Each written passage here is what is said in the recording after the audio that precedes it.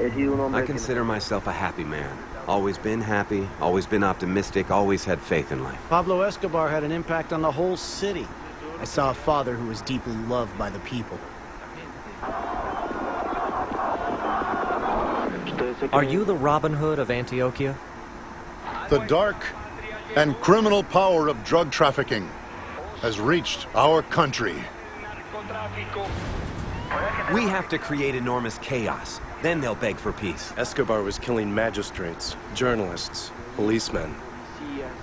I'll kill each and every one of them from the jungle. In the end, the ones who will lose will be them. Colombia's public enemy #1 is terrorist Pablo Escobar, who mercilessly and without contemplation kills innocent men, women, and children. I thought he was immortal.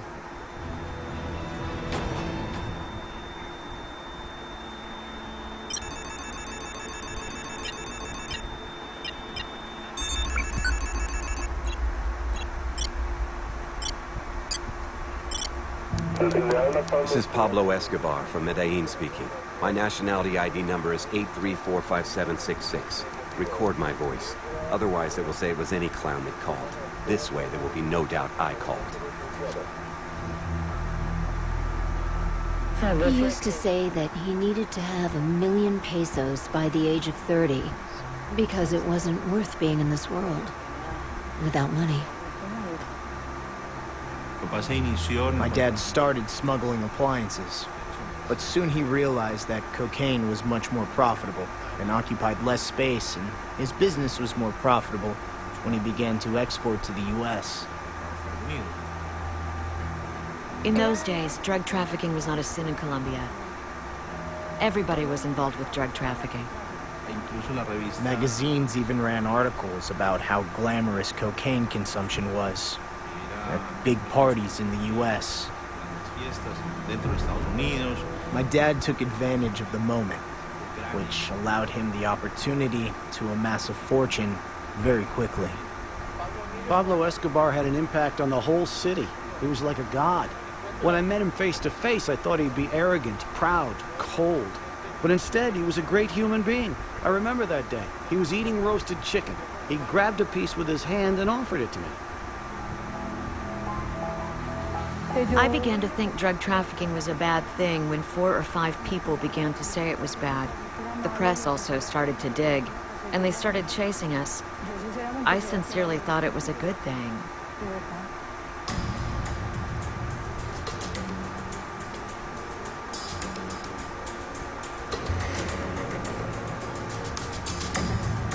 It was in June of 1976 when they started associating his name to the drug trade and he became known to the public.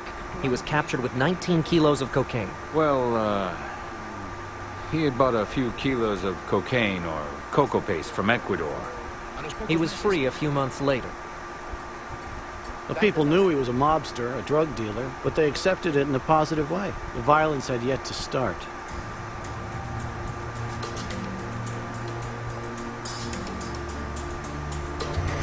A magazine estimates your fortune at $5 billion. That seems like a number that you would hear in a fairy tale. How large is your fortune? There's a saying that goes, when it comes to wealth and righteousness, believe only half of a half. His greatest extravagance was La Hacienda Nápoles. It was insane. It was truly enormous. He built 70 kilometers of roads to travel around the entire place. Lakes? He built 20 lakes, big ones. He built a landing strip to get around more easily with his family. It was, let's say, a blank check signed for everyone. Whatever you wanted, you had. One time we traveled to the United States. A relaxed tourist trip with the family. We went to see several zoos in Dallas. And the next thing I know, he said he was going to buy rhinos, zebras, and who knows what else. He brings a zoo. He smuggles it. Before we knew it, 12,000 people were visiting every weekend. Pablo greatly enjoyed watching the people come to see something that they had never seen in their lives. Not even on television. It was a life of opulence, of splurging. La Hacienda Nápoles was a paradise of evil. You could feel the presence of both evil and adventure. Lots of cocaine came out of there heading towards the United States. There were a lot of bodies. A lot of torture took place there. But the boss never allowed any of the bodies to be buried there. We were in the middle of a conversation when they suddenly brought in a man who worked for him. Apparently this guy had stolen 3 to 4 million pesos, something like that. I don't know. He had his feet tied together, and even though he was all tied up, he pushed him into the pool. And the guy drowned. As he pushed him into the pool, he screamed. This is what happens to those who steal from Escobar.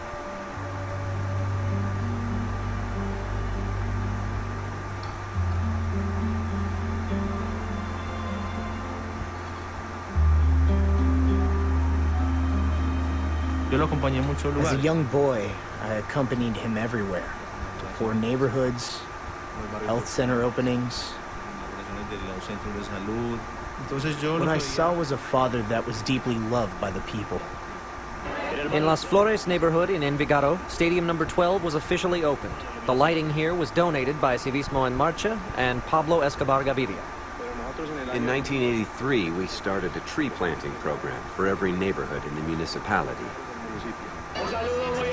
A very special greeting to all the athletes and the youth from the humble neighborhoods.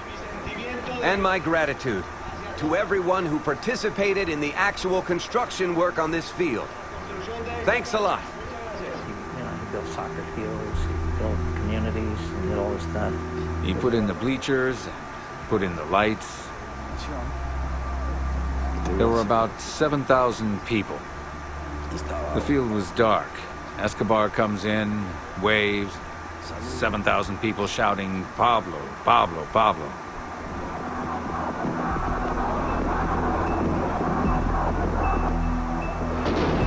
Live from Envigado, let's hear it for Pablo Escobar Gaviria after that wonderful kick. A huge round of applause for Mr. Pablo Escobar Gaviria. He was featured in an issue of Semana magazine, labeling him as the new Robin Hood. That was the first sign of the existence of that character. Are you the Robin Hood of Antioquia? That's a description that seems very interesting. People know that he fought for and defended the humble masses. One time he arrived at my house and said he had been at the Moravia landfill. He said, "I'm going to build a neighborhood for those people. I will get them out of the slums." I have very good friends in the church, bishops, priests, as well as doctors and lawyers in humble neighborhoods. But my best friends are those in the slum community of the city dump. We have started the construction of a neighborhood to solve the problem of slums in the city of Medellin. He brought all the people from the dump here and gave them their houses. Who does that? I ask you as journalists, who does that? Nobody. Him. Only him. In some way, you know, for people that were desperate in life, I guess, he gave them some hope. Ready? Let's have a round of applause for Pablo! Obviously, he tried to play the role of being a Robin Hood. A neighborhood he promoted in name only, because in effect he neither created nor financially supported it. He called 150 to 200 people and forced them to donate money so he could take the credit for it. His family would like to believe that there was this other positive side to the man. Frankly, I don't believe it. He took pleasure in giving, in sharing. No gift came free from Escobar. If he gave you a gift, you were expected to respond in kind. I know that at Christmas, you know, he would buy gifts, thousands of gifts for people all over Medellin and the areas of Barrios, you know, places close to Hacienda Annapolis. Why was he doing this? So people would tell him, hey, there are cops around here. You know, they're looking for you because he was buying protection. But they didn't see it that way. They saw him as a, you know, as a Santa Claus. You know? So. I think those who venture to say he did it out of self-interest, political clout, and power are wrong. They did not truly know his heart. I consider myself a happy man. I've always been happy and optimistic. I've always had faith in life. One of his dreams was to do what politicians wouldn't do, and dedicate his fortune to doing so.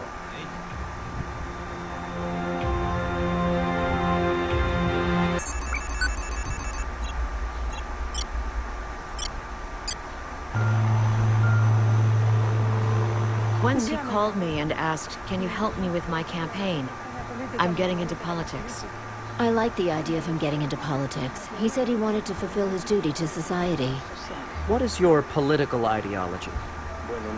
Well, our movement, the main ideology for our movement, is civic duty, nationalism, social programs, ecology, and sports. We want, through our program, to call on all citizens to be good citizens. Actually, the plazas were full. I didn't understand. I wondered, how did this happen? How will this play out politically? It was very impressive. He moved masses. My father learned of the existence of Pablo Escobar in the 1982 campaign, when he was a candidate for president. He learned that Jairo Ortega, a politician from Antioquia, who wanted to participate in the new Liberal Party, was inviting Pablo Escobar to run as his alternate on the new Liberal Party ballot. Pablo Escobar. The coordinator of the new Liberal Party called my father and told him that Mr. Escobar was a very strange man who had a lot of money. He donated money to the campaigns, but they didn't know where his money was coming from. Then my father, on a campaign trip to Medellin, makes a public speech where he states that Pablo Escobar and Jairo Ortega are not on the new Liberal Party ballots for Congress. Thus, he expels them publicly from the party. I want to tell you that Galan's political movement and the aristocracy will tremble. With your support, we will crush the puppets and the political ragdolls created by Colombian oligarchy. Thank you very much. A very important political leader came up to him and said these words: Pablo, with the power you have, and the money you have, and your ability, you could be president of this country. Pablo wanted to be president. What do they decide? To get on the official ballots of the Liberal Party. It's through those official ballots that Pablo Escobar lands in Congress. Long live our friend Pablo Escobar! Long live the Liberal Party! The people voted for us and chose us to represent them in the nation's Congress. Pablo Escobar was an ambitious man. Real power is not in guns or money, but in politics. Obviously, he enjoyed a quick ascent in politics. He was loaded with money. Those congressional friends ask for money, so we have to give. Consider them extra contributions, because all these politicians ask, so we have to give to all of them.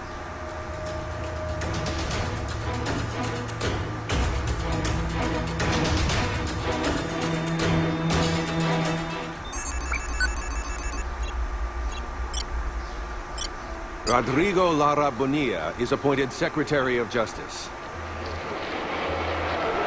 After the appointment of Rodrigo Lara as Secretary of Justice, during the presidency of Belisario Betancourt, Rodrigo Lara initiated some very heated debates over what was considered as laundering money.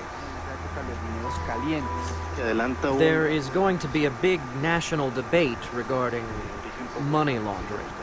Your name has been linked to this debate. I wouldn't call it money laundering. I'd call it amnesty money.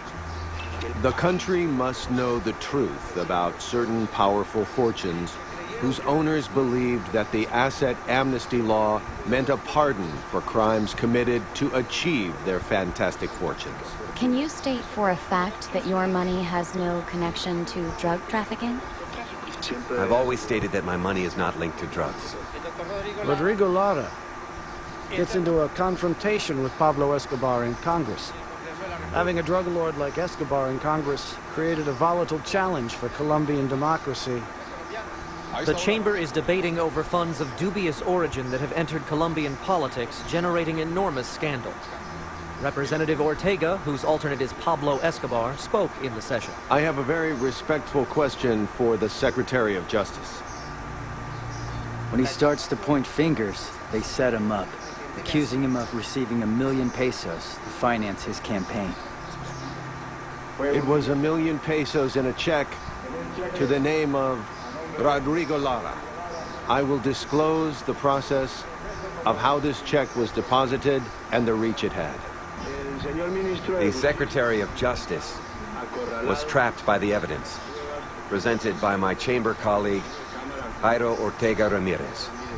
Rodrigo Lara Bonilla's reaction to this act, this debate, was to intensify his attack on the drug traffickers.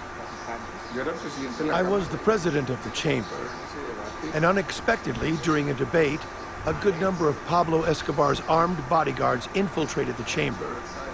It was a tense day. There are investigations in the United States that I cannot reveal here tonight in the chamber regarding illegal activities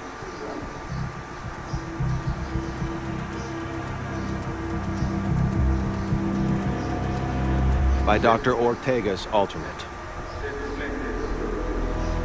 At that moment, he adopted a suicidal attitude. That was a declaration of war. The Secretary of Justice accused me in an unfair way. He lied when he said Pablo Escobar had a criminal record with the U.S. government. At this time, I will show you my official passport and can prove to you how the government of the U.S. granted me a visa to visit that country. Furthermore, I am a frequent visitor of that nation. In the chambers of Congress, Escobar wasn't a great speaker. So Secretary Lara Bonilla and his party crushed him verbally in front of the entire Congress and in front of the public. They revoked his parliamentary immunity. My hopes are that there will not be a confrontation among the Colombian people. I search for peace. I have always preached peace, and I have longed for peace.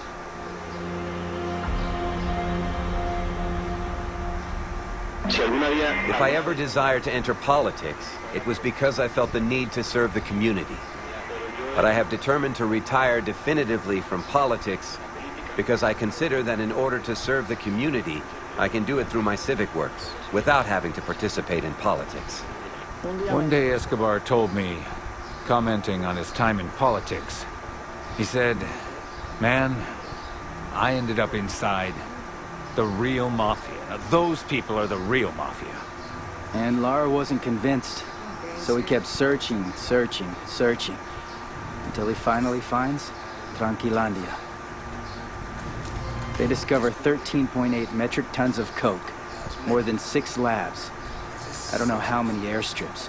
All his planes, big ones, small ones. It was an entire industry. I interviewed Rodrigo Lara for my television show, and we spoke of death. I will remain protected in any case because I think somehow they will try to get even for what I've done to put criminals in their place. We'll see what happens in the next few days.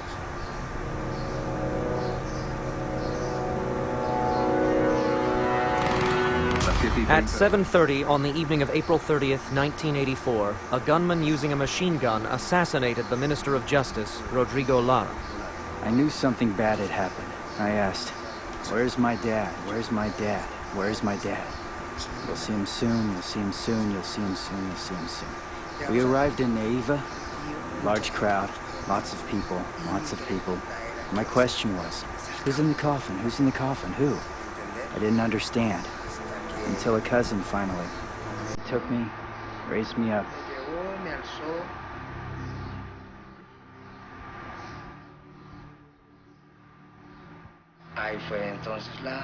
That's when the crying started. Endless crying.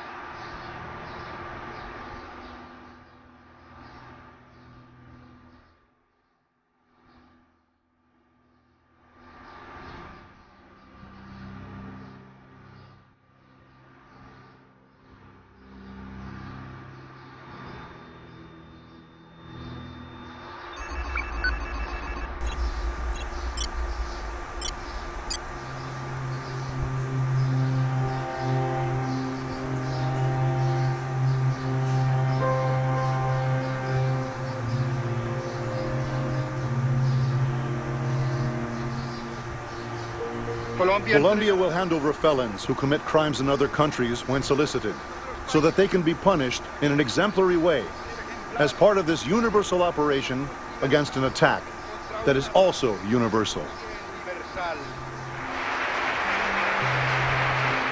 Belisario Betancourt, the president at the time, at Rodrigo Lato's funeral at the wake, announced that he would fully apply the extradition treaty. But the mobsters went to Panama, where they were under the protection of General Noriega, who was in power. I was living with my husband, and suddenly they told me, "You must leave the country."